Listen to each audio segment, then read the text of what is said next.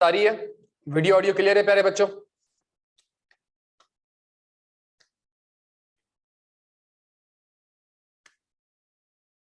चले जी, स्टार्ट करते हैं एक टॉपिक से, बैंकिंग ऑर्डिनेंस 1962। सही है। अच्छा, आज की क्लास में हमारा ऑब्जेक्टिव यह है कि इंशाल्लाह आज की क्लास में मैं वरदान वही बता रहा हूं बेटा, वही बता रहा हूं। आज की क्लास में हमने अगला 1 घंटा डिस्कस करना है बैंकिंग ऑर्डिनेंस 1962 को। बड़े ही लिमिटेड सेक्शन हमारे सिलेबस का पार्ट है। हम वो भी चेक कर लेते हैं कौन कौन से सेक्शन हमारे सिलेबस का पार्ट है और इसके अंदर किस तरीके से कुछ लिंकिंग आ सकती है, लॉ को इंटरप्रेट कैसे करना है, उसकी लॉजिक क्या है, कैसे ड्राफ्ट करना है। इंशाल्लाह हम कोशिश करते हैं कि अगले 1 घंटे में वो थोड़ा सा सीख के जाए। आपने भी टाइम निकाला है, मैंने भी टाइम निकाला है, तो कोशिश करते हैं कि आज थोड़ा सा एक अच्छा सा तालीम हासिल करके जाए। डन हो गया प्यारे बच्चों यहां तक?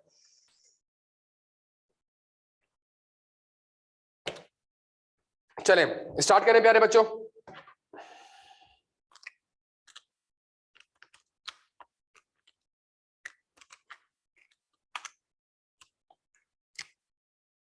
पहला सवाल, लेट्स से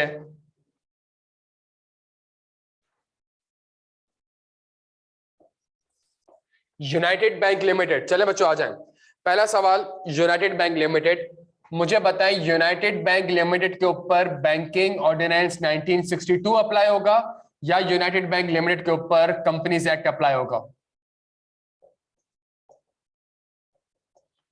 चले प्यारे, अब जल्दी से छेदी थी कुछ चीजों का हम सवाल, कुछ सवाल ऐसे होंगे जो हमारे जहन में बार बार आ रहे होंगे, उसको पार्शियली हम थोड़ा सा रिजॉल्व कर लेते हैं। बताएं अगर यूनाइटेड बैंक लिमिटेड है, यूबीएल है, इसके ऊपर कंपनीज एक्ट अप्लाई होगा कि बैंकिंग ऑर्डिनेंस 1962 अप्लाई होगा?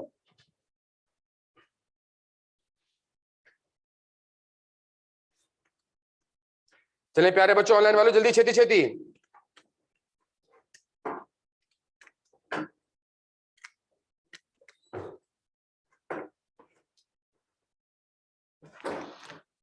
दोनों अप्लाई होंगे, दोनों अप्लाई होंगे। अच्छा भाई, मेजॉरिटी बच्चा कह रहा है सर दोनों अप्लाई होंगे। अगर आप ये कह रहे हैं कि दोनों अप्लाई होंगे तो मैं आपके सामने कुछ सेक्शंस रखने जा रहा हूं। थोड़ा सा उसको इंटरप्रेट कर लेते हैं कि किस तरीके से दोनों अप्लाई हो रहे हैं। सही है। अगर कोई बात हम करते हैं तो हम कोशिश करते हैं कि उसको हम सेक्शन से देखने की कोशिश करें।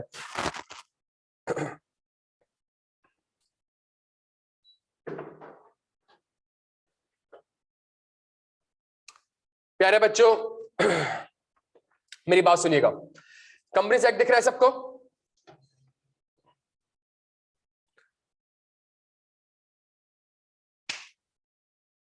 हाँ जी, कंपनीज एक्ट दिख रहा है प्यारे बच्चों सबको?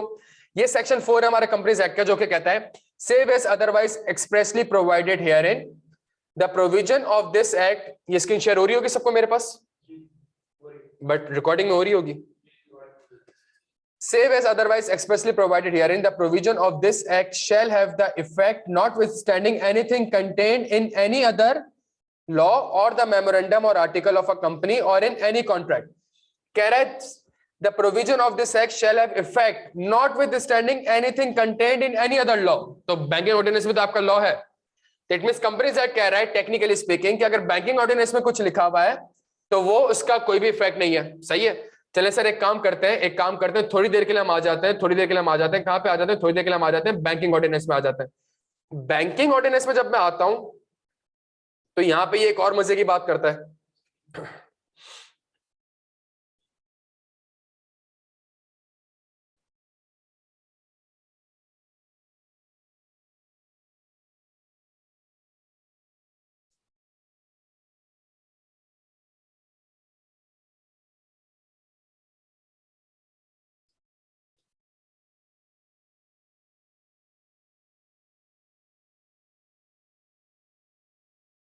Application of other laws not barred. The provision of this ordinance shall be in addition to and not save as hereinafter expressly provided in derogation of the Companies Ordinance 1984 and any other law for the time being in force. It means banking ordinance इस section में फिर आपको कह देता है कि जी मैं companies act के इन एडिशन में हूं और मैं कहीं भी उसको डिरोगेट नहीं कर रहा। क्या यहां तक बात समझ आती है ऑनलाइन वालों? क्या ये सेक्शन आपको समझ आता है?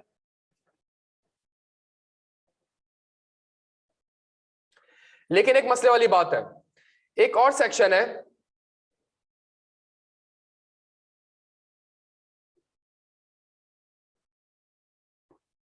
Section number 6।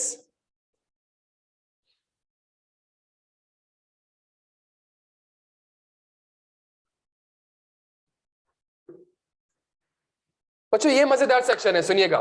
Save as otherwise expressly provided in this ordinance, the provision of this ordinance shall have effect notwithstanding anything to the contrary content in the memorandum or articles of a, और memorandum और article किसके हिसाब से बना होगा? Company act. तो it means वो कह रहा है कि जी वहां पे जो भी लिखा हुआ है मैं उसको क्या कर दूंगा? मैं उसको ओवरराइड कर दूंगा। अब मेरी बात समझने की कोशिश करिएगा प्यारे बच्चों। अब एक सवाल जहन में आता है कि भाई एक कंपनी है, उसके ऊपर कंपनीज एक्ट अप्लाई होगा या फिर कंपनीज एक्ट में जाके कहता हूं, कंपनी से कहता है जितने भी लॉज कोई और एग्जिस्ट करते हैं मुझे कुछ फर्क नहीं पड़ता, मेरा लॉ प्रिवेल करेगा। बैंकिंग ऑर्डिनेंस कहता है कि मेरा जो बैंकिंग ऑर्डिनेंस है वो सारे बैंकिंग कंपनीज के आर्टिकल्स और मेमोरेंडम को ओवरराइड कर देता है। इट मींस वो कह रहा है टेक्निकली कि मैं कंपनीज एक्ट को क्या कर रहा हूं? ओवरराइड कर रहा हूं। प्यारे बच्चों अब किसकी बात माने? आंसर आपका बिल्कुल सही है, आंसर बिल्कुल सही दिया आपने कि अगर कोई बैंक है, यूबीएल है, उसके ऊपर दोनों अप्लाई करेंगे। बट अगर दोनों में कहीं कॉन्फ्लिक्ट आ रहा है प्यारे बच्चों, अगर दोनों में कोई कॉन्फ्लिक्ट आ रहा है फिर क्या अप्लाई होगा? सेक्शन समझ आ रहा है आपको? कंपनीज एक्ट का सेक्शन 4 कहता है, कंपनीज एक्ट का सेक्शन 4 कहता है कि जी कोई भी और लॉ यहां पे एग्जिस्ट करता है मैं उसको ओवरराइड कर रहा हूं। बैंकिंग ऑर्डिनेंस कहता है जो भी मेमोरेंडम और आर्टिकल आपका बना हुआ है मैं उसको क्या कर रहा हूं? ओवरराइड कर रहा हूं। मेमोरेंडम आर्टिकल किसके हिसाब से बना होगा? कंपनीज एक्ट के साथ। तो ये कह रहा है मैं उसको ओवरराइड कर रहा हूं, टेक्निकली ये कह रहा है मैं उसको ओवरराइड कर रहा हूं। अगर दोनों में कॉन्फ्लिक्ट आता है प्यारे बच्चों क्या प्रिवेल करेगा? अगर दोनों में कॉन्फ्लिक्ट आता है प्यारे बच्चों क्या प्रिवेल करेगा? जल्दी छेती छेती देखें। अब इस चीज को एड्रेस करने के लिए, इस चीज को एड्रेस करने के लिए हमारे पास एक सेक्शन है प्यारे बच्चों, सेक्शन 505।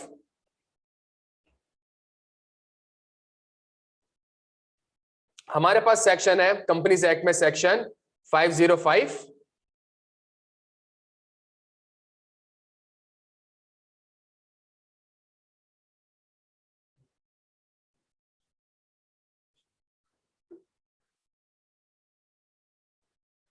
और ये सेक्शन आप पढ़ें, application of act to the companies governed by the special enactments, the provision of this act shall apply to the insurance company। Part A में आपसे कह रहा है, पार्ट बी में आपसे कह रहा है the provision of this section, the provision of this act shall apply to the banking companies except in so far as the said provisions are inconsistent with the provision of the banking companies ordinance 19। वो कह रहा है कि जी इस company में किसके साथ चलेगा? Banking companies ordinance. अनलेस अगर कोई कॉन्फ्लिक्ट आ रहा है तो फिर क्या प्रिवेल करेगा? फिर आपका बैंकिंग ऑर्डिनेंस 1962 प्रिवेल करेगा। कह रहा है the provision of this act, मतलब the companies act will prevail on the united bank limited except अगर कोई इनकंसिस्टेंसी है तो फिर बैंकिंग ऑर्डिनेंस 1962 एप्लीकेबल होगा। प्यारे बच्चों, यहां तक बात समझ आती है हमें? प्यारे बच्चों यहां तक बात समझ आती है?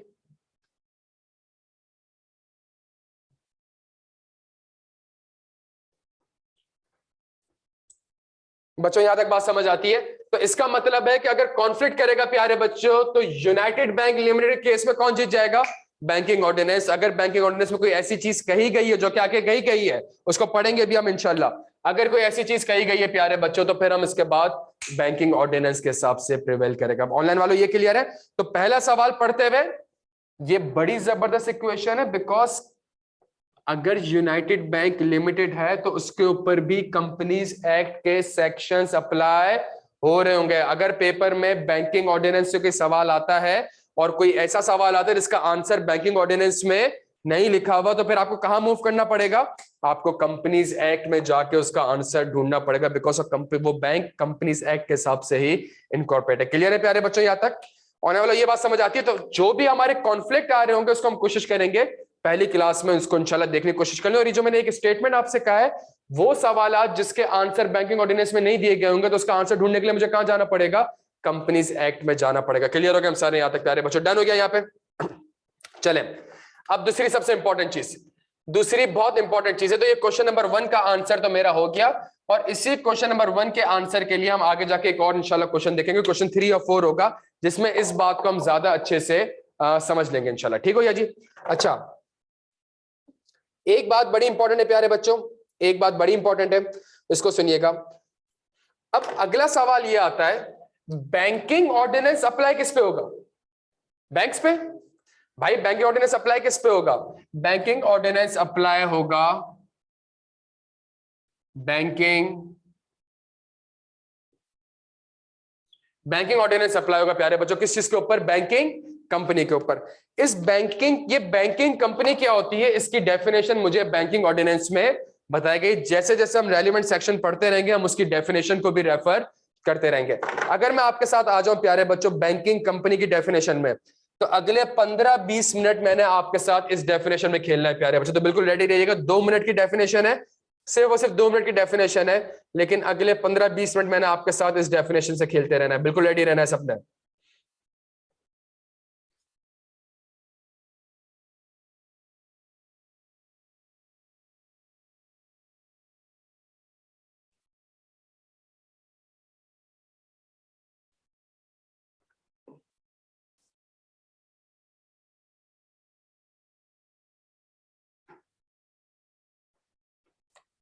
चलें जी, प्यारे बच्चों डेफिनेशन आपको दिख रही है सामने?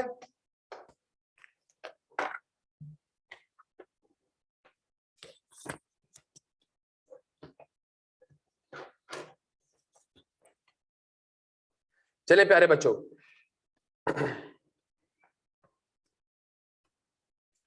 banking company means any company which transacts the business of banking in Pakistan। यहां तक डेफिनेशन समझ आती है? Banking company means any company which transact the business of banking in Pakistan. Sir सारे वर्ड तो सही है, एक इसमें थोड़ा सा लीगल वर्ड है, एक लीगल वर्ड है जिसका नाम है बैंकिंग। भाई ये बैंकिंग क्या होती है? तो बैंकिंग की डेफिनेशन उसने आपको मजीद ऊपर बता दी है, और आपसे कहा है banking means the accepting for the purpose of lending or investment of deposit of money from the public, repayable on demand or otherwise, and withdrawable by check, draft order or otherwise। प्यारे बच्चों मैं आपको 2 minute दे रहा हूं, इन दोनों definition को आपने पूरा पढ़ना है, इन दोनों डेफिनेशन को पूरा पढ़ना है। इन दो डेफिनेशन को पढ़ने के बाद मैं आपसे कुछ सवाल करूंगा, उन सवालों के जवाब देना आपने। सही है प्यारे बच्चों? सिर्फ 2 मिनट आप दें, और आपने कोशिश करनी है कि 2 मिनट बैठ के आपने सुकून से इस डेफिनेशन को पढ़ना है। क्लियर हो गया?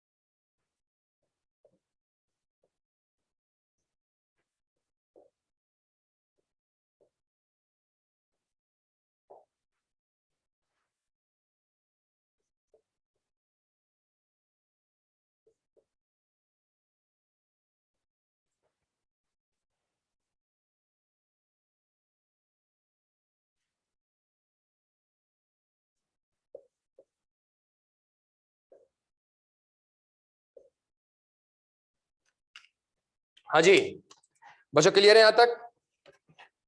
ये कुछ डेफिनेशन आपने पढ़नी है। अब मेरा आपसे सवाल है, बैंकिंग कंपनी, चले बच्चों आ जाए थोड़ा सा, हमने यार यहाँ पे बोर्ड देखेगा, दोनों पे दिखे। हम क्या पढ़ने जा रहे हैं? सबसे पहली चीज, अगर मुझे ये देखना है कि बैंकिंग ऑर्डिनेंस अप्लाई किसके ऊपर होता है, किसके ऊपर अप्लाई होगा? बैंकिंग। तो मुझे ये देखना जरूरी है कि बैंकिंग, बिकॉज देखिए सवाल का सबसे बड़ा मसला क्या, सवाल जब आएगा तो मुझे ये देखना पड़ेगा कि सवाल में बैंकिंग ऑर्डिनेंस अप्लाई हो रहा है या फिर NBFC rules and regulations apply हो रहे हैं या फिर कंपनीज एक्ट। ये बड़ा जरूरी है।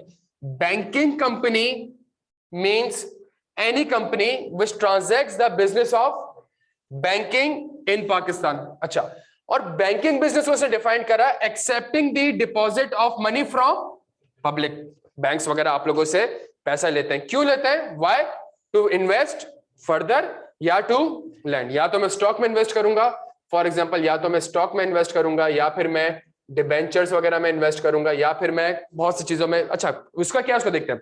और लैंडिंग कर दूंगा, यूनिलीवर को लोन चाहिए मैंने दे दिया, पीएसएमएल को लोन चाहिए मैंने एडवांसेस दे दिया। यहां तक बात समझ आ रही है?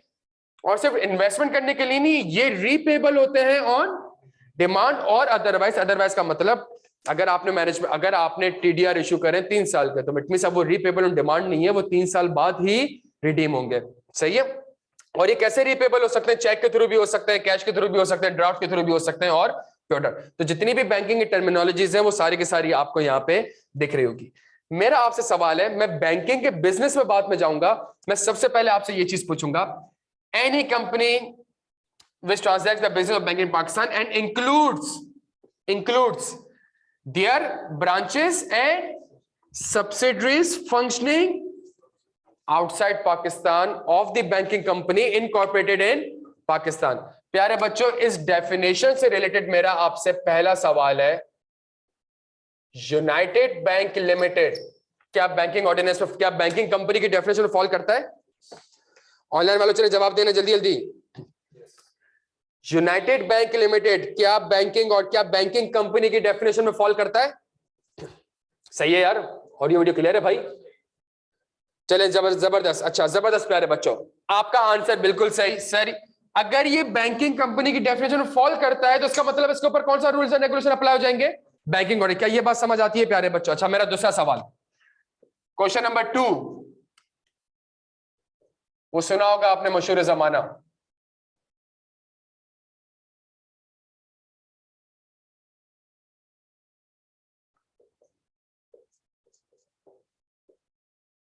HBL New York branch. याद आ रही है किसी को ये?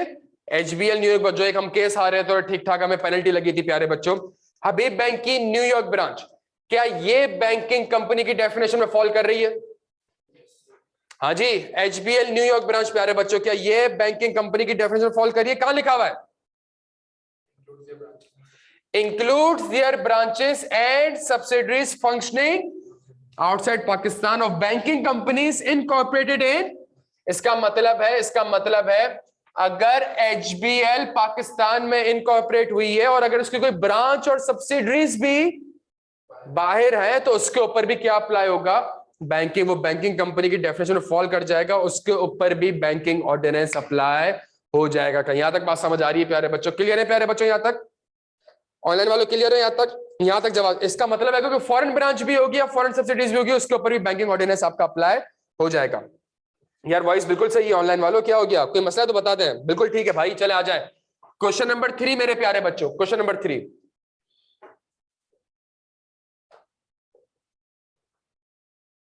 ये नाम सुना है? City bank. यार सुना हुआ होगा ना यार। 3 का पार्ट ए, 3 का part B, ICBC industrial and commercial bank of China. एक और लिख देता हूं, बैंक ऑफ टोक्यो है, बैंक ऑफ टोक्यो प्यारे बच्चों, और स्टैंडर्ड चार्टर्ड बैंक।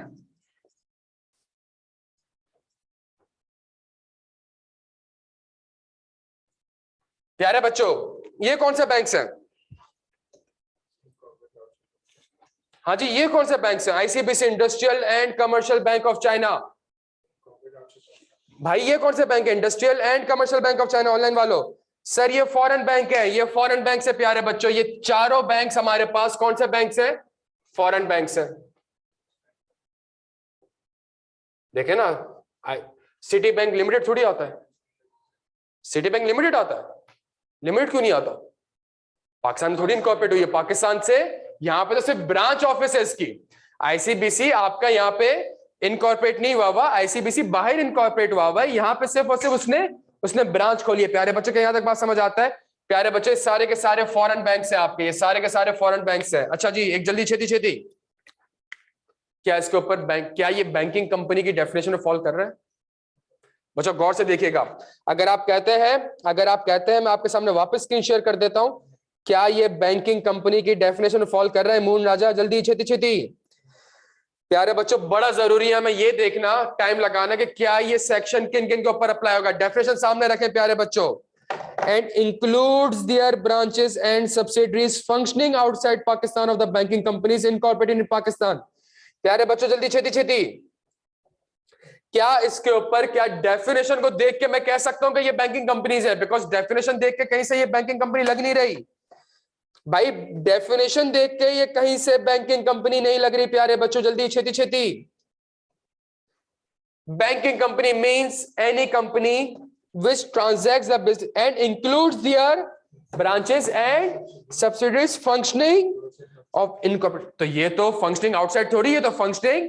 प्यारे बच्चों व्हाट इफ अगर मैं आपसे कहूं प्यारे बच्चों, अगर आप गौर से पढ़ें डेफिनेशन को, डेफिनेशन में कैटेगोरिकली आपसे कह रहा है एक बहुत जबरदस्त वर्ड जिसका नाम है banking company means any company which transacts the business of banking in Pakistan. आपने जब शुरू के 2 सवालों का आंसर दिया, क्वेश्चन नंबर 2 का आंसर दिया, आपने कहा क्वेश्चन नंबर 2 का आंसर इस वजह से, सुनिएगा, क्वेश्चन नंबर 2 का आंसर इस वजह से, क्वेश्चन नंबर 3 का आंसर प्यारे बच्चों इस वजह से नहीं, आप नजर यहां पे रख रहे थे। क्वेश्चन नंबर 3 का आंसर यहां से है any company which transacts the business of banking in.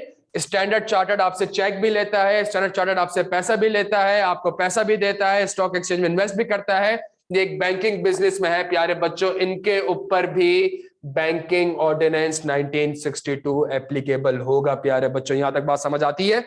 Online वालों क्लियर हम सारे यहां तक? इनके ऊपर भी डेफिनेशन को तमीज से देखना है, ये वाली चीज नहीं कि क्वेश्चन नंबर 2 का आंसर यहां से है तो 3 का आंसर भी यहां से होगा।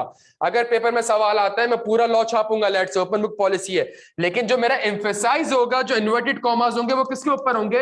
वो इसके ऊपर होंगे कि भाई इस सेक्शन के तहत चूंकि कंपनी पाकिस्तान में बैंकिंग बिजनेस कर रही है। क्या मतलब बैंकिंग बिजनेस कर रही है? डिपॉजिट एक्सेप्ट कर रही है पब्लिक से। क्यों कर रही है? ताकि ये सारे काम कर सके। प्यारे बच्चों इसका मतलब है ये मेरी बैंकिंग कंपनी की डेफिनेशन में फॉल कर जाती है। प्यारे बच्चों के यहां तक बात समझ आती है? यहां तक बात समझ आती है? मिनाल आपका आंसर प्यारे बच्चों तभी गलत था, पूरा हमने देखना है सबसे। अभी हम लॉ नहीं पढ़ रहे, अभी हम क्या पढ़ रहे हैं? अभी हम सिर्फ ये देख रहे हैं कि एक 3 लाइन की डेफिनेशन से मैंने किस तरीके से डिफरेंट इंटरप्रिटेशन करनी है। जो आंखों के सामने देखा हुआ आ रहा होगा वो धोखा लग रहा होगा। प्यारे बच्चों पूरी एक होलिस्टिक व्यू आपने देखना होगा। क्लियर हो गया प्यारे बच्चों? एक और चीज सबसे इंपॉर्टेंट सुनिएगा मेरी बात, एक और चीज मेरे प्यारे बच्चों सबसे इंपॉर्टेंट है, सुनिएगा इसको। इसीलिए एक चीज तो यहां से कवर हो रही है। अबे यार ये ना छेड़ो ना यार, क्यों छेड़ रहे हो?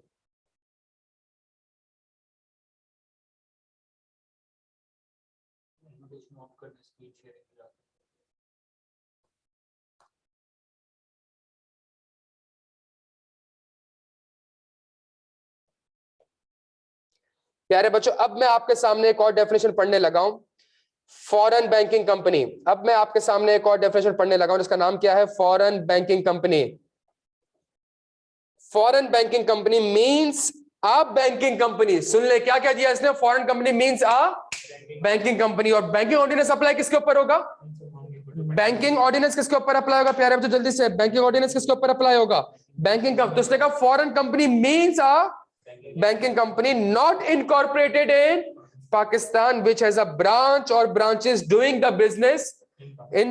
banking business in Pakistan। banking business भी ऊपर defined है under a license issued by the State Bank of Pakistan on this behalf। प्यारे बच्चों क्या यहां तक बात समझ आ रहा है? Foreign banking means a banking company, तो इट मींस ये भी बैंकिंग कंपनी में फॉल करके, जब बैंकिंग कंपनी में फॉल करके तो बैंकिंग ऑर्डिनेंस 1962 उन फॉरेन ब्रांचेस के ऊपर भी एप्लीकेबल होगा। प्यारे बच्चों यहां तक क्लियर है ऑनलाइन वालों?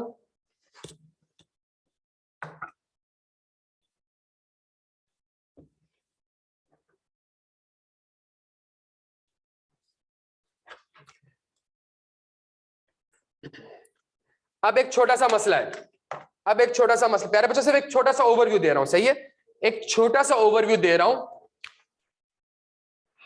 सुनिएगा। इसको स्टॉप शेयर करना पड़ेगा ना मुझे, हो गया?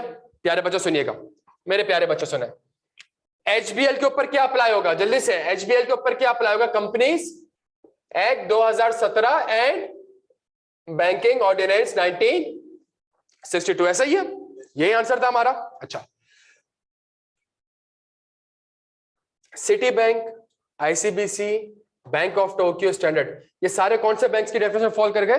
Foreign bank. क्यों? ये क्या है मेरे पास यहाँ पे? ब्रांचेस है प्यारे बच्चों। क्या इनके ऊपर बैंकिंग ऑर्डिनेंस 1962 एप्लीकेबल होगा? अगर एक पाकिस्तान में आप बैठ के पाकिस्तानियों से पैसा मांग रहे हो, पाकिस्तानियों को पैसा दे रहे हो, स्टेट बैंक ऑफ पाकिस्तान की रेगुलेशंस उनके ऊपर अप्लाई होगी, बैंकिंग ऑर्डिनेंस अप्लाई होगा। क्लियर है प्यारे बच्चों? ऑनलाइन वाले ये बात समझ आती है? मुझे बताएं, क्या इनके ऊपर कंपनीज एक्ट 2017 भी एप्लीकेबल होगा? क्या इनके ऊपर कंपनीज एक्ट 2017 भी एप्लीकेबल होगा? प्यारे बच्चों जल्दी से बता दें, क्या इनके ऊपर कंपनीज एक्ट 2017 भी एप्लीकेबल होगा? जल्दी, छेती छेती।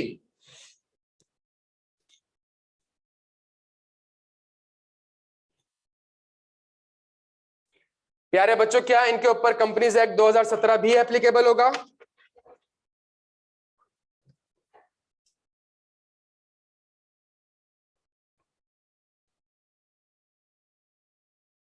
प्यारे बच्चों कंपनीज एक्ट अप्लाई होगा? प्यारे बच्चों, प्यारे बच्चों मेरी बात सुनिएगा, इनके ऊपर भी कंपनीज एक्ट अप्लाई होगा, इन फॉरेन ब्रांचेस के ऊपर भी, इन फॉरेन बैंक्स के ऊपर भी कंपनीज एक्ट अप्लाई होगा। लेकिन मसला यह है कि कंपनीज एक्ट पूरा अप्लाई नहीं हो सकता।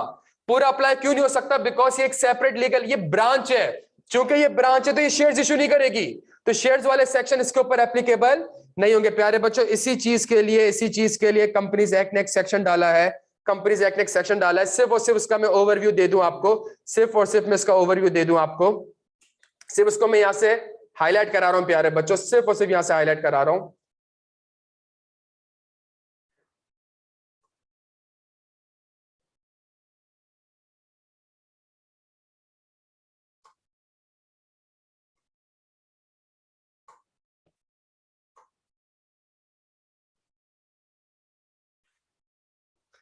प्यारे बच्चों के यहां तक बात समझ आ रही है? ये देख ले section, provision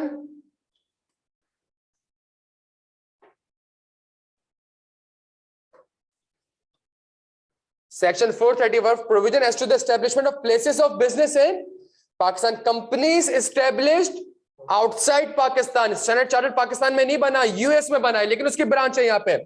This part shall apply to all foreign companies. और foreign companies की definition बैंकिंग ऑर्डिनेंस ने आपको ऑलरेडी बता दी है, कंपनीज एक्ट ने भी बताई हुई है, बैंकिंग ऑर्डिनेंस ने भी तभी आपको foreign companies की definition बताई है। That is to say, companies incorporated formed outside Pakistan, which after the commencement of this act establish a place of business within Pakistan, or which have before the commencement establish a place of business in Pakistan, continue to have an establish either a place of business within Pakistan or conduct business in Pakistan through an agent or any other means at the commencement of this act. तो प्यारे बच्चे जो पूरा part है ये किसके ऊपर apply हो जाएगा? ये भी ब्रांच के ऊपर अप्लाई हो जाएगा। समझ आ रही है? देखें, नेशनल बैंक की 1500 ब्रांच है, हर ब्रांच के ऊपर डायरेक्टर्स की अपॉइंट करने की रिक्वायरमेंट नहीं है भाई, कंपनी के ऊपर होती है, ब्रांचेस के ऊपर नहीं होती।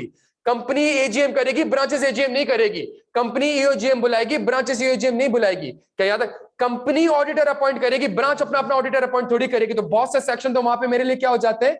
तभी उसने कहा कि जी एससीसीपी एटलीस्ट उन कंपनी को मॉनिटर कर सके, तो कुछ सेक्शंस हमारे इन फॉरेन बैंक्स के ऊपर भी अप्लाई होंगे। प्यारे बच्चे थोड़ी बहुत मैं लिंकिंग इसलिए बता रहा हूं, अगेन सवाल बैंकिंग ऑर्डिनेंस से होगा, फॉरेन बैंकिंग होगा, लेकिन कुछ कंपनीज एक्ट के सेक्शंस यहां पे हमारे लिए एप्लीकेबल हो जाएंगे। जब यहाँ पे ब्रांच बनी होगी तो वो शेयर्स इशू करके नहीं बनी होगी, जब ब्रांच बनी होगी तो हेड ऑफिस से एक पैसा आया होगा, हेड ऑफिस कैपिटल अकाउंट बना होगा।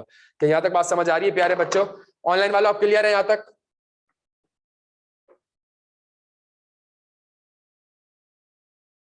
क्लियर है? ये सिर्फ एक ओवरव्यू दे रहा हूं मैं आपको ताकि हमें पता चल जाए कि बैंकिंग ऑर्डिनेंस में अगर एचबीएल है तो उसके ऊपर कंपनीज एक्ट कितना अप्लाई होगा, अगर फॉर स्टैंडर्ड चार्टर्ड बैंक की कोई ब्रांच है तो उसके ऊपर कंपनीज एक्ट कितना। थोड़ा बहुत हम ओवरव्यू ले रहे हैं ताकि जब हम कंपनीज एक्ट पढ़ेंगे तो इंशाल्लाह इस चीजों को आपस में हम लिंक कर सकें। सही है? इसको पढ़ा नहीं रहा प्यारे बच्चों, जो मैंने आपसे कहा था कि आधा एक घंटा हम थोड़ा सा देखेंगे, सेक्शन को इंटरप्रेट करेंगे, सेक्शन की डेफिनेशन को सिर्फ उर्दू में ट्रांसलेट नहीं करेंगे, डिफरेंट सिनेरियोस डिफरेंट इलस्ट्रेशन के सामने रखेंगे ताकि हमें पता चल जाए किस कंपनी के ऊपर हमारा बैंकिंग ऑर्डिनेंस अप्लाई हो रहा होगा। बच्चों यहां तक बात समझ आती है?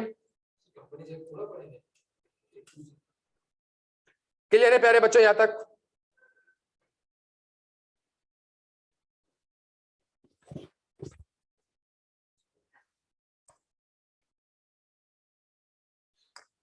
सर आप लिंकिंग वाले सेक्शंस भी नोट में इनकॉर्पोरेट कर देंगे।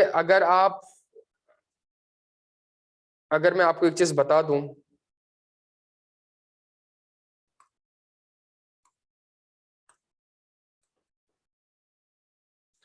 प्यारे बच्चों ये पूरी एक पीपीटी की प्रेजेंटेशन है।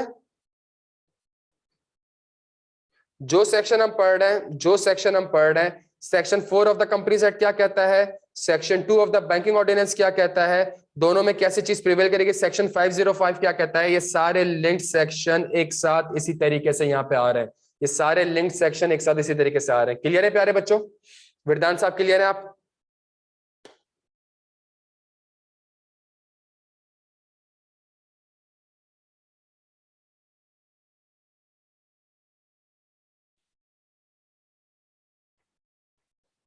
और इसमें सबसे बड़ा मसला यह है कि जितनी भी डेफिनेशंस हैं वो बैंकिंग ऑर्डिनेंस से नहीं बताई हुई। फॉर एग्जांपल मैं अगर आपके सामने थोड़ी सी इस डेफिनेशन को सामने रखूं तो ये एक अप्रूव्ड सिक्योरिटीज डेफिनेशन हम पढ़ेंगे इंशाल्लाह। Means the security in which a trustee may invest under clause A B B B C D of section 20 of the trust act 1882। तो बैंकिंग ऑर्डिनेंस में अप्रूव्ड सिक्योरिटीज 10,000 जगह डिस्कस किया गया, लेकिन definition उसने नहीं बताया। डेफिनेशन कहां से रेफर कर दिया उसने? Trust act. Because bank at the end trust ही है ना यार, आपका पैसा आपके पास रख रहा है, एज अ बेनिफिशियरी आपके लिए काम कर रहा है।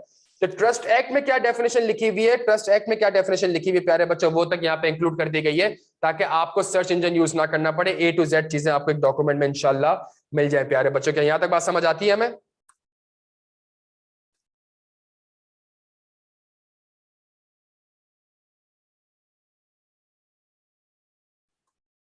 क्लियर है ऑनलाइन वालों? चलें अब थोड़ी सी और टेक्निकल डिस्कशन होने जा रही है। आ जाए तला साहब। Banking company means any company which transacts the business of banking in Pakistan. And what is the banking business? Banking business is accepting the deposit of, मैंने डेफिनेशन थोड़ा सा चेंज किया बिकॉज बीच में कॉमा यूज हो रहा है। Accepting the deposit of money from public. क्यों? To invest and to lend. या repayable on demand और otherwise का मतलब कि भाई फॉर एग्जांपल अगर आप टीडीएल लेते हो और आप टीडीएल कहते हो मैं 3 साल के लिए रखवाऊंगा तो मुझे 12% इंटरेस्ट रेट मिलेगा, तो it means it repayable on demand नहीं। ऑल्दो उसमें क्लॉज होता है कि अगर आप रीपेबल ऑन डिमांड करेंगे, अर्ली प्रीमेच्योर टर्मिनेशन करेंगे तो आपकी कुछ डिडक्शंस वगैरह होंगी। क्या यहां तक बात समझ आती है प्यारे बच्चों? ये हमारे पास एक डेफिनेशन, सुनिएगा मेरी बात को, हम अगला सेक्शन क्या होगा उससे हमने आज प्रेडिक्ट करना पड़ेगा। क्या लिखा हुआ है? इन्वेस्टिंग। क्या लिखा हुआ है? इन्वेस्टिंग। ये डेफिनेशन में लिखा हुआ है बच्चों। क्या लिखा हुआ है? Investing. Accepting the deposit of money from public, why? To invest. अच्छा मेरा आपसे सवाल, अब कुछ क्वेश्चंस आ रहे हैं मजीद। क्वेश्चन नंबर 1, क्या मैं शेयर्स में इन्वेस्ट कर सकता हूं? हाँ जी ऑनलाइन स्टूडेंट्स, क्या मैं शेयर्स में इन्वेस्ट कर सकता हूं प्यारे बच्चों? जल्दी छेती। क्या मैं दूसरी कंपनी के शेयर्स में इन्वेस्टमेंट कर सकता हूं प्यारे बच्चों? जल्दी छेती।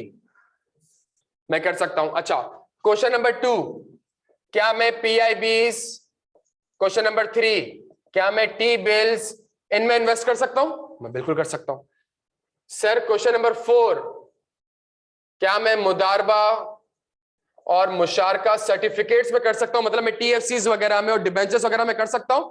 बैंक इन्वेस्टमेंट करता है यार यहां पे, कर सकता हूं प्यारे बच्चों? बिल्कुल कर सकता हूं। मेरी बात सुनिएगा, क्लियर है? सर ये इसका मतलब है, ये तो डेफिनेशन है, इन्वेस्टमेंट आप कहां कहां कर सकते हैं, क्या क्या बिजनेस में एंगेज हो सकते हैं, इसके लिए एक और सेक्शन लाजमी होगा जिसने आपको डिटेल में बताया होगा। क्यों क्यों डिटेल में बताया? मेरी बात सुनिएगा, मेरी बात सुनिएगा। क्या मैं एरियल, सेफगार्ड, शैम्पूज में इन्वेस्टमेंट कर सकता हूं? चले यार जवाब दे यार। जो यूनिलीवर का बिजनेस है, अगर नेशनल बैंक अपनी करने पे आ जाए तो ट्रिलियन की कंपनी क्या यूनिलीवर को फेंक दे? क्या मैं सेफगार्ड, शैम्पूज वगैरह में इन्वेस्टमेंट कर सकता हूं प्यारे बच्चों? इट मींस कोई ना कोई सेक्शन लाजमी होगा जिसने मुझे बताया होगा आप ये बिजनेसेस कर सकते हैं और इसके अलावा कोई भी बिजनेस नहीं कर सकते। मेरा एक और सवाल आपसे, क्वेश्चन नंबर 6, क्या मैं रियल एस्टेट में इन्वेस्टमेंट कर सकता हूं? मैं नया नाज़िमाबाद में जाके 10-15 अपार्टमेंट खरीद सकता हूं? क्या बैंक नया नाज़िमाबाद जाके 15-20 फ्लैट्स खरीद सकता है? क्या क्रीक विस्टा में, क्रीक मरीना में जाके 10-15 अपार्टमेंट्स को ब्लॉक कर सकता है? हाँ प्यारे बच्चों, क्या ये काम कर सकता हूं मैं? क्या ये काम कर सकता हूं मैं? कहीं लिखा हुआ है क्या? कहीं मना है? प्यारे बच्चों कहीं मना है क्या? अब इसका मतलब है प्यारे बच्चों, इन सारे आंसर्स के लिए मुझे एक सेक्शन को रेफर करना पड़ेगा, मुझे एक सेक्शन को रेफर। अनफॉर्चुनेटली वो सेक्शन हमारे सिलेबस का पार्ट नहीं है, लेकिन उसका ओवरव्यू एक डिस्कशन कर सकते हैं। प्यारे बच्चों, मैं गवर्नमेंट सिक्योरिटीज में इन्वेस्टमेंट कर सकता हूं, मैं कंपनी के शेयर्स में इन्वेस्टमेंट कर सकता हूं, सही है। मैं टीएफसीज में, डिबेंचर्स में, मुदारबा में, मुशारका सर्टिफिकेट्स में इन्वेस्टमेंट कर सकता हूं। मैं और क्या बिजनेस कर सकता हूं प्यारे बच्चों? मैं और क्या बिजनेस कर सकता हूं? मैं एज एन एडमिनिस्ट्रेटर रोल में आ सकता हूं। सुना हुआ एडमिनिस्ट्रेटर का वर्ड? जब बैंक एज एन एडमिनिस्ट्रेशन काम कर रहा होता है, जो कि सारे ऑपरेशंस को मैनेज कर रहा होता है, एडमिनिस्ट्रेटर को मैनेज कर रहा होता है, मैं उसके रोल पे आ सकता हूं। क्या मैं बिल ऑफ एक्सचेंज इशू कर सकता हूं? क्या मैं एलसीज खुलवा सकता हूं?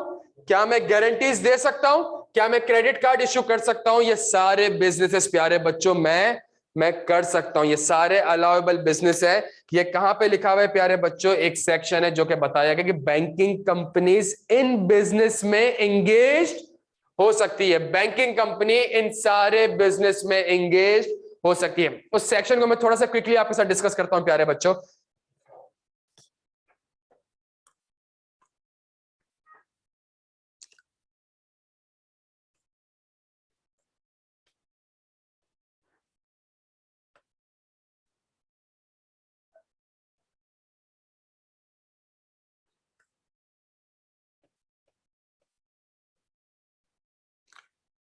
प्यारे बच्चों, एक सेक्शन आपको दिख रहा होगा, form of business in which the banking companies में एंगेज। ये एक बड़ा जबरदस्त सेक्शन है, ऑल्दो ये हमारे सिलेबस का पार्ट नहीं है, लेकिन इसको सेक्शन को थोड़ा बहुत पढ़ना इसलिए जरूरी है बिकॉज इससे मुझे पता चल जाएगा कि ये बैंकिंग कंपनी कर सकती है या बैंकिंग कंपनी नहीं कर सकती। In addition to the business of banking companies, in addition to the business of banking, ये कहां बताया गया है? In addition to the business of banking. भाई ऑनलाइन वालों, in addition to the business of banking ये कहां बताया गया है? नहीं यार, क्या हो गया भाई? In addition to the business of banking. Banking की डेफिनेशन अभी थोड़ी देर पहले तो पढ़ी यार हमने, तो बैंकिंग की डेफिनेशन बता दी। उसके अलावा आप क्या काम कर सकते हो? बैंकिंग कंपनी में एंगेज इन एनी वन और more of the following forms of business. प्यारे बच्चों, मैं क्या कर सकता हूं? मैं बोरोइंग्स कर सकता हूं, मैं लोन रेज कर सकता हूं, मैं पैसा ले सकता हूं, मैं लैंडिंग कर सकता हूं, मैं एडवांसिंग कर सकता हूं, मैं एडवांसिंग ऑफ मनी कर सकता हूं, इधर अपॉन और विदाउट सिक्योरिटी। मैं अनसिक्योर्ड लोन भी दे सकता हूं और मैं सिक्योर्ड लोन भी दे सकता हूं। तो इसका मतलब यह है कि क्या मैं डायरेक्टर्स को भी अपने अनसिक्योर्ड लोन दे सकता हूं? नहीं सर, इसके आगे अब एक सेक्शन आ जाएगा जो कि मना कर देगा कि डायरेक्टर्स वगैरह को आप अनसिक्योर्ड लोन नहीं दे सकते, या उनके फैमिली मेंबर्स को। समझ आ रही? तो हर एक सेक्शन आगे जाके लिंक हो रहा होगा। Drawing, making, accepting, discounting. मैं कहता हूं मेरा रिसीवेबल है, बैंक को मैं कहता हूं 3 महीने बाद रिसीवेबल है मेरा, 3 महीने बाद पैसे मिलेंगे, तुम मुझे आज पैसे दे दो, इस रिसीवेबल के ऊपर मैं राइट तुम्हारे ऊपर ट्रांसफर कर सकता हूं। ये भी काम बैंक कर सकती है।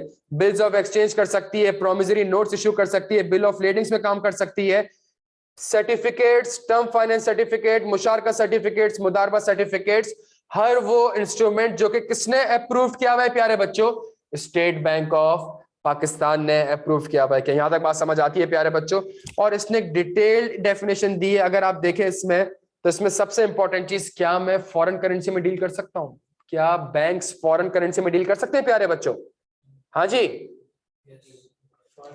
The buying and selling of foreign exchange including foreign bank notes, मैं यहां पे कर सकता हूं। क्या यहां तक बात समझ आती है? कमीशन भी ले सकता हूं, अंडर राइटिंग भी कर सकता हूं। अगर एक कंपनी शेयर्स इशू करती है तो मैं उसका अंडर राइटर बन सकता हूं। मैं ये वाले सारे काम भी कर सकता हूं। मैं स्टॉक, बॉन्ड्स, ऑब्लिगेशन, ये सारे काम कर सकता हूं। ये सुनिएगा प्यारे बच्चों मेरी बात। मैं गवर्नमेंट के बिहाफ पे उसका एजेंट भी बन सकता हूं, acting agent for any government और लोकल अथॉरिटीज। कोई एग्जांपल देगा? कोई प्रैक्टिकल एग्जांपल देगा जल्दी से प्यारे बच्चों? जल्दी, छेती छेती, कोई इसकी प्रैक्टिकल एग्जांपल देगा? Acting agents for any government और लोकल अथॉरिटी, जल्दी छेती छेती प्यारे बच्चों। मैं गवर्नमेंट के बिहाफ पे पैसे, कभी वो देखा है टुल्लो ने आपको वो पर्ची काटते हैं तो वो नेशनल बैंक का चालान होता है, आपने जमा कहां पे कराना होता है? नेशनल बैंक ऑफ पाकिस्तान पे। National bank of Pakistan, national bank of Pakistan is the agent of government treasury. FVR में अगर जितनी भी टैक्स कलेक्शन होती है, इंपोर्ट एक्सपोर्ट की जितनी कलेक्शन होती है, वो सारी कहां गिर रही होती है? वो नेशनल बैंक ऑफ पाकिस्तान के अकाउंट में गिर रही होती है। National bank of Pakistan company, government of Pakistan का एज अ हाउसिंग स्कीम वगैरह आती है तो वो उसके एज अ गवर्नमेंट का एजेंट भी काम कर सकता है। वो एज अ मुदारबा कंपनी, मुदारबा हमारे सिलेबस का पार्ट अब नहीं रहा हुआ है, लेकिन वो एज अ मुदारबा कंपनी भी कर सकती है। वो पब्लिक से कॉन्ट्रैक्ट कर सकती है, प्राइवेट लोन्स नेगोशिएट, इशू, ये सारे काम कर सकती है। प्यारे बच्चों, जिसमें एक चीज पढ़ानी है मैंने, वो बड़ी इंपॉर्टेंट है, जो कि एग्जाम के लिहाज से बड़ी इंपॉर्टेंट है। Carrying on any transaction, every kind of guarantee and indemnity, मतलब सारे बैंकिंग बिजनेस जो हमें पता है सारे लिखे हुए। पॉइंट ई मैंने आपसे डिस्कस करना है। इस असल जो मैंने सेक्शन खोला है इसके लिए खोला है, परचेज और acquisition in the normal course of its banking business of any property including commodities, patterns, design, trademarks and copyright. प्यारे बच्चों, क्या मतलब परचेज और एक्वायर कर सकता है in the normal course of business of any property? सिर्फ प्रॉपर्टी तक रखें प्यारे बच्चों, क्या मतलब है उसका? ब्रांच खोलने के लिए मुझे जगह चाहिए, मैं खोल सकता हूं। मुझे हेड ऑफिस खोलने के लिए बिल्डिंग चाहिए, मैं बिल्डिंग खरीद सकता हूं, मैं बिल्डिंग रेंट पे ले सकता हूं। मुझे अकाउंटिंग सॉफ्टवेयर चाहिए तो मैं सॉफ्टवेयर और लाइसेंस वगैरह ले सकता हूं, मैं अपने लेकिन प्यारे बच्चों, बैंक कभी भी प्लांट एंड मशीनरी नहीं खरीद सकता, नहीं खरीद सकता है। अगर नॉर्मल कोर्स ऑफ बिजनेस में कैसे होगा? जब लीज पे दे रहा हूं वो उस पे सिक्योर्ड कर। हाँ जी प्यारे बच्चों, इसका मतलब है national bank of Pakistan, Habib bank, UBL, ये पाकिस्तान के रियल एस्टेट में इन्वेस्टमेंट ने बैंकिंग कंपनी की डेफिनेशन देखेंगे तो वहां से लगता है कर सकती है, लेकिन नीचे सेक्शन 7 देखेंगे तो वो आपको मना कर देता है। वो कहता है ओन पर्पस के लिए कर सकते हो। क्या यहां तक बात समझ आती है प्यारे बच्चों? क्लियर है प्यारे बच्चों? सेक्शन समझ आ रहा है? इसका मतलब है, अब देखें, अब एक सेक्शन पढ़ेंगे तो 10 सवाल और निकलेंगे। यहां तक बात समझ आती है प्यारे बच्चों?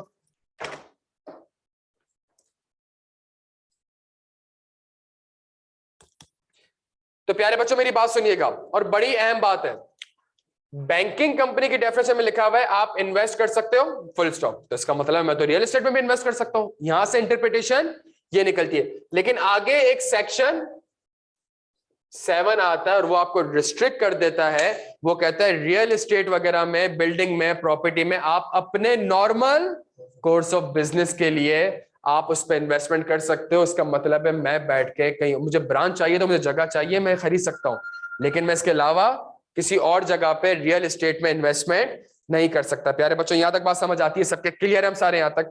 एक चीज जो बड़ी इंपॉर्टेंट है, सर इसने मना किया है? प्यारे बच्चों, क्या इस सेक्शन से मुझे ये लग रहा है कि इसने मना किया है?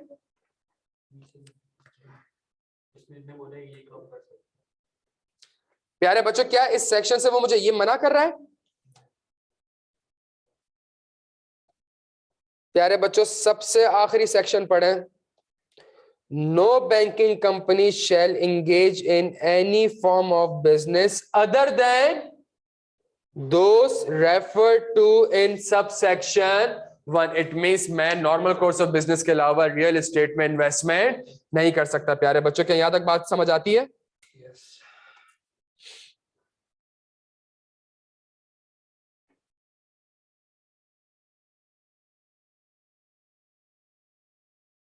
क्या यहां तक बात समझ आती है प्यारे बच्चों? अच्छा, अब एक सवाल है, मेरा एक सवाल है,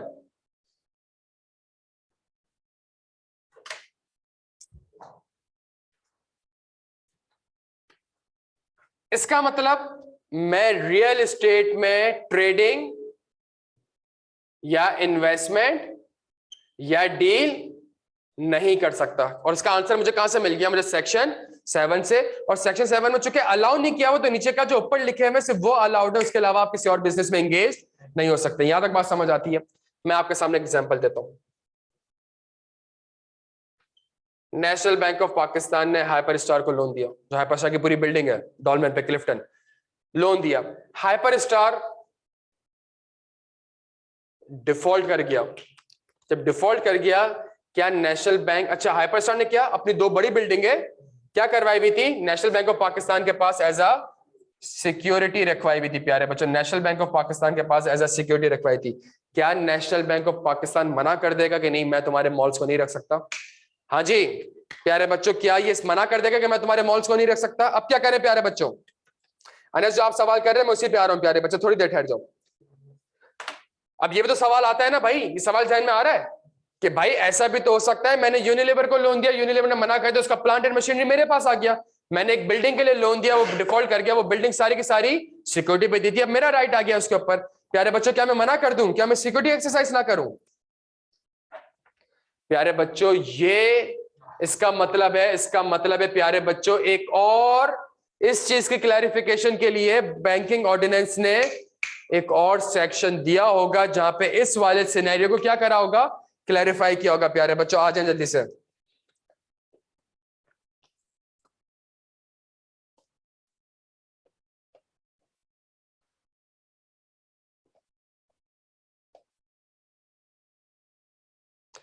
स्टार्ट ही किस तरीके से कर रहा है, पढ़े इसको।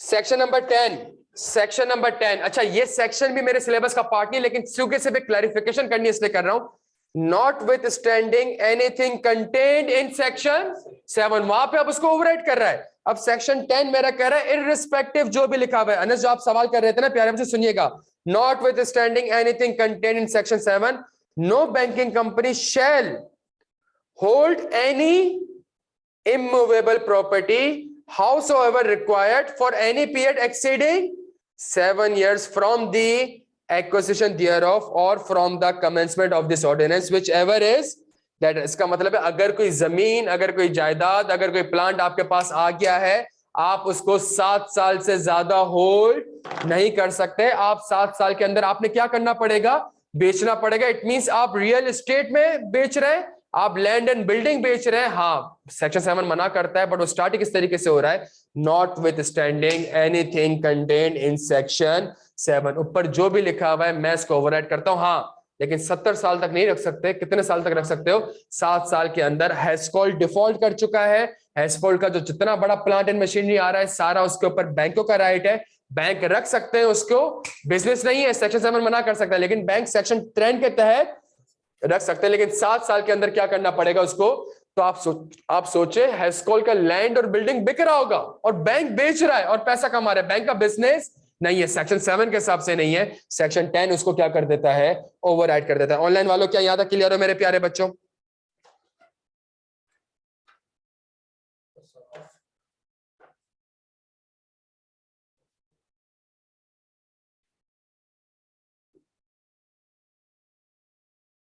ऑनलाइन वालों यहां तक क्लियर है प्यारे बच्चों?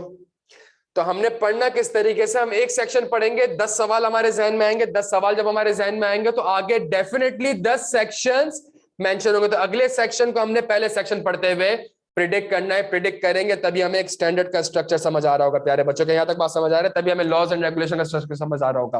क्लियर है ऑनलाइन वालों यहां तक आप लोग बेटा?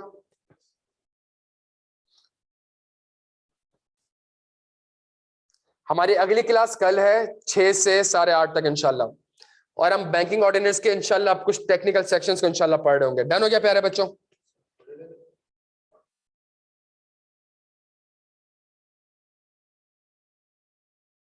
कोई सवाल हो मुझसे पूछ सकते हो। अनस आपका जो सवाल था, एक्सप्लेनेशन जो लिखी हुई आ रही है ना, थोड़ा सा इसको पढ़ लेना, थोड़ा सा इसको पढ़ लेना, नेक्स्ट क्लास में उसको डिस्कस करेंगे। थोड़ा सा इस एक्सप्लेनेशन को पढ़ लेना। बाकी सब क्लियर है ऑनलाइन वाले प्यारे बच्चों? अपना बेहद ख्याल रखिएगा। आई होप आपको क्लास समझ में आई होगी, चीजों को इंटरप्रेट करना समझ आया होगा, किस तरीके से हमने चीजों को लिंक करनी है, कैसे अगले सेक्शन को एक सेक्शन पढ़ते हुए प्रिडिक्ट करना है, तभी इंशाल्लाह हमारी ग्रिप आती रहेगी प्यारे बच्चों। अपना बेहद ख्याल रखिएगा। अल्लाह हाफिज।